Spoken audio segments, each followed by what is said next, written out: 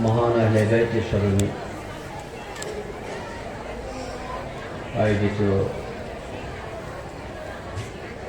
উরসে আজিমের কাবিল এহতেরাম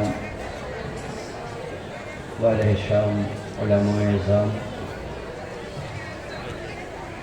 শ্রদ্ধাভাজন মুরব্বিয়ান কেরাম,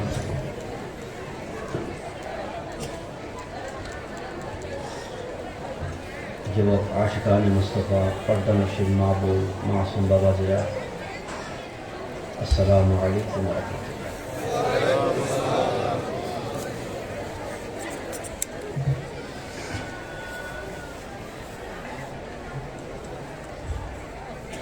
আমরা আজকে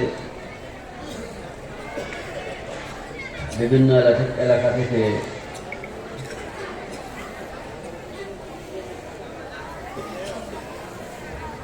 বড় কষ্ট করে বিভিন্ন ত্যাগতিতিক্ষা দিয়ে অর্থ কোরবান করে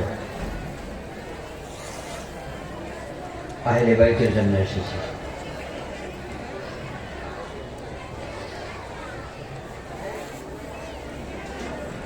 হাদিস শরীফে আসছে, মানুষের প্রতিটা মুহূর্ত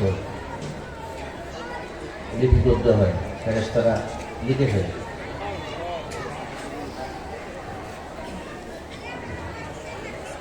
তো আমরা এসেছি কার জন্য? আহলে বাইতের জন্য। আহলে বাইতের জন্য আসলে পরে কি হয়? আহলে বাইতের শান ও আজমতের উপর, ফজিলতের উপর 10,000 হাদিস আছে।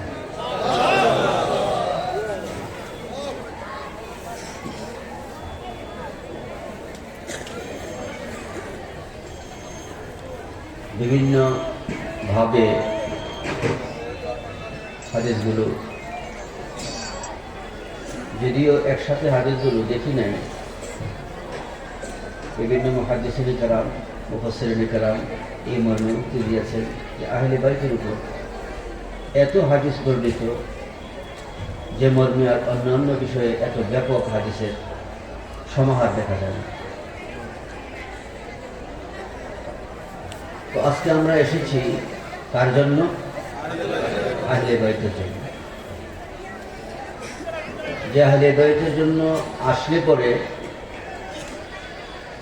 কি বিনিময় হবে, কি উপকার হবে,